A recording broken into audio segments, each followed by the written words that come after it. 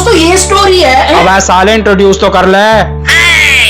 हमेशा बीच में परेशान करता रहता, टोका टाकी करता रहता है बीच बीच में, मेरे को वीडियो बनाने ही नहीं देता। लेकिन इस पर अच्छी बात करी है इसने, और मैंने तो इंट्रोड्यूस किया ही नहीं। तो हेलो गाइस, स्वागत है आपका मेरी नई वीडियो में। कैसे हैं आप? इस वीडियो में एक ऐसी मूवी की स्टोरी एक्सप्लेन करने जा रहा हूँ भाई साहब, जिसने तो मिस्टीरियसनेस की तो सारी हदें पार कर दी। अरे इस मूवी के लिए तो ऑस्कर भी कम है। और मैं बात कर रहा हूँ the blockbuster movie, the most suspenseful movie Drishyam की, जिसमें एक चौथी फेल बंदा पूरी गोवा पुलिस को अपनी उंगलियों पे नचा देता है। और इस वीडियो में इसी दृश्यम मूवी की स्टोरी को एक्सप्लेन करूंगा। तो अगर आप इस मूवी की स्टोरी जानना चाहते हैं ना, तो इस वीडियो को आखिर तक देखते रहेगा। तो चलिए बिना किसी के फालतू ज्ञान के आइए इस वीडियो को शुरू करें। तो दोस्तों ये स्टोरी है विजय सलगांवकर नाम के एक कॉमन बंदे की, जिसकी एक बीवी है। साले सबकी एक ही बीवी होती है। सॉरी, जिसकी बीवी है और दो लड़कियां भी है, जिसमें से बड़ी लड़की का नाम है अंजू सलगांवकर और छोटी लड़की का नाम है अनु सलगांवकर।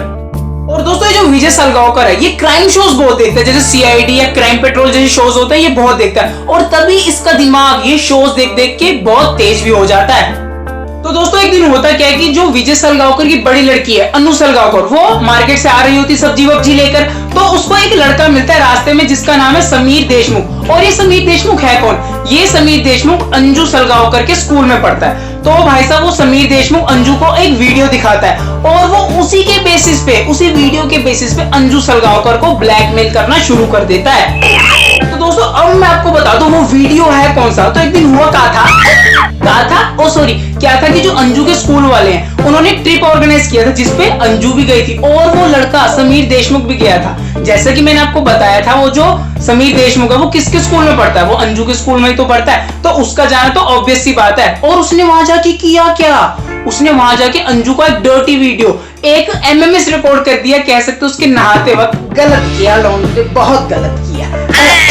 तो चलिए उसने उसका एक एमएमएस रिकॉर्ड कर दिया, और वो उसी के बेसिस पे उसको ब्लैकमेल करना शुरू कर देता है। तो दोस्तों जब समीर अंजू को ब्लैकमेल कर रहा होता है, तब तो अंजू वहां से चली जाती है, लेकिन वो जो समीर है वो रात को अंजू के घर पहुंच जाता है और वहां पे आके उससे जोर जबरदस्ती करना शुरू कर देता है। और वो समीर अंजू की मदर से भी जोर जबरदस्ती करना शुरू कर देता है। और इसी हड़बड़ाहट में, इसी चड़बड़ाहट में वो जो अंजू है वो अनजाने में समीर के सर पर रॉड दे मारती है, और समीर नीचे गिर के ढेर हो जाता है। अब दोस्तों शुरू होती है यहाँ से मेन स्टोरी। विजय सलगांवकर घर आता है, और वो घर आके क्या देखता है? एक लड़के की लाश जमीन पे पड़ी हुई है, उसकी बीवी कोने में बैठ के रो रही है, उसकी बेटी के हाथों में खून लगा हुआ है। तो भाई साहब उसको सारी बात का पता चलता है कि यहाँ क्या क्या हुआ। फिर वो चलाता है अपना सीआईडी वाला, अपना क्राइम पेट्रोल वाला, अपना शातिरों वाला दिमाग।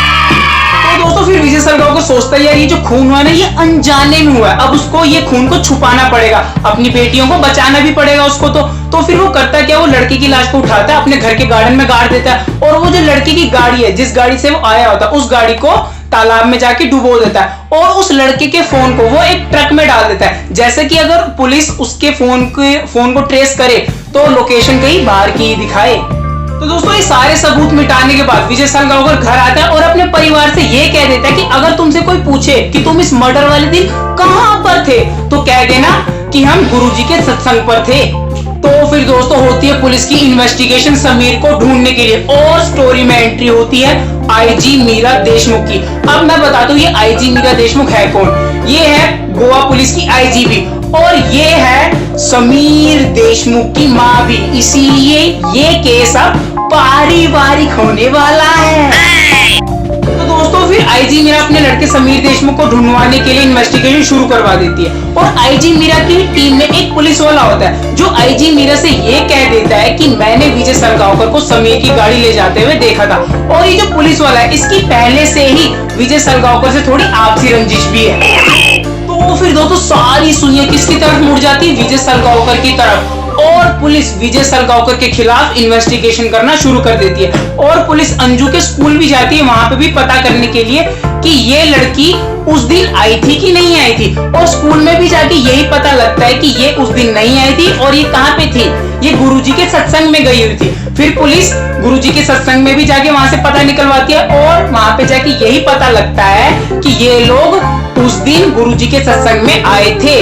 क्योंकि जैसे कि मैंने आपको बताया, जो विजय सलगांवकर है ये क्राइम शोज देखता था, और ये क्राइम शोज देख देख के इसका दिमाग इतना तेज हो चुका था, और इसी ने ही प्लान किया कि अगर पुलिस वहां पे पूछताछ करने जाए गुरुजी के सत्संग पे, तो वहां के लोग भी यही कहें कि ये वहां पे आए थे, क्योंकि इसने वहां पे लोगों का इस तरह से माइंड मेकअप कर दिया था। और ये वहां पे जहां जहां भी ठहरे थे, अगर पुलिस उनसे भी पूछताछ करे कि ये वहां पे आए थे कि नहीं आए थे, तो वो लोग पुलिस को यही कहें कि ये वहां पे आए थे।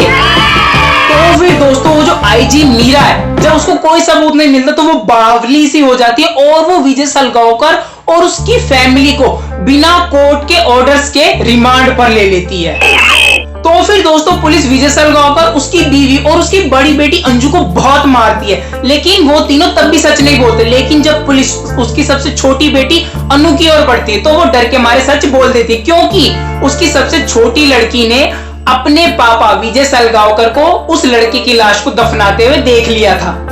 तो दोस्तों उसकी लड़की बता देती कि उस लड़की की लाश कहाँ पे गड़ी हुई है, घर के गार्डन में। तो पुलिस घर के गार्डन में खुदाई करती है और जब वो खोदती है उनको अंदर से क्या मिलता है, एक मरे हुए कुत्ते की लाश निकलती है अंदर से, और सभी देख के हैरान हो जाते हैं। इवन विजय सलगांवकर की बीवी भी और उसकी बड़ी उसकी बड़ी बेटी भी देख के हैरान हो जाती है कि लड़के की लाश की बजाय अंदर से कुत्ते की लाश निकली, क्योंकि विजय सलगांवकर ने अपने तेज दिमाग को चला डाला था।